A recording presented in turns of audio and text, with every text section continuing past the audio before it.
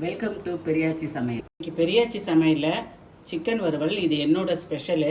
இது வந்து ஒரு 3/4 கிலோ போன்லெஸ் சிக்கனு, 1-2 எலும்பு இருக்கும். இதுக்கு தேவையான உப்பு ஒரு 1.5 ஸ்பூன், ஒரு ஸ்பூன் மஞ்சத்தூள், இது சிக்கன் பவுட்ரு ஒரு 1.5 ஸ்பூன்.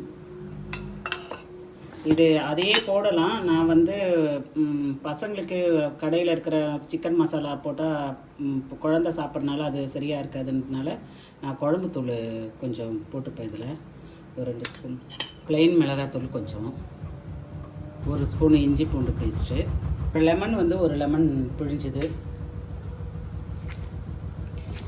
எல்லாத்தையும் போட்டு நல்லா பிசைஞ்சு ஒரு 1/2 hour ஊற வைக்கணும். ஸ்டவ் ஆன் பண்ணிக்கிட்டு நல்லெண்ணெய், நான் சிக்கன் செய்கிறதுனா எப்போவுமே நான் நல்லெண்ணெய் தான் யூஸ் பண்ணுவேன். ஏன்னா அது சிக்கன் கொஞ்சம் சூடுங்களா, அது குழந்தைக்கெல்லாம் கொடுக்கறதுக்காக பச்சை காமெல்லாம் போட்டுக்கணும்.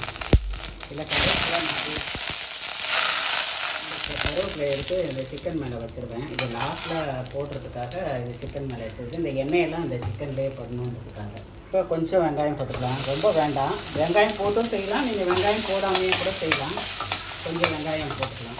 கருவேப்பிலை எடுத்து இது மேலே வச்சுங்களா, இந்த எண்ணெயெல்லாம் அதில் கொட்டிடும். இப்போ இந்த சிக்கனை இதில் போட்டுக்கலாம். இந்த வெங்காயம் கொஞ்சம் வெங்காயம் சவந்து வந்தோடனே இதில் போட்டுக்கலாம். இதுக்கு ரொம்ப எண்ணெய் யூஸ் பண்ணணும் அப்படிலாம் கிடையாது. கொஞ்சம் எண்ணெயை ஊற்றி செய்தாலே போதும். எல்லாம் வதக்கியாச்சு.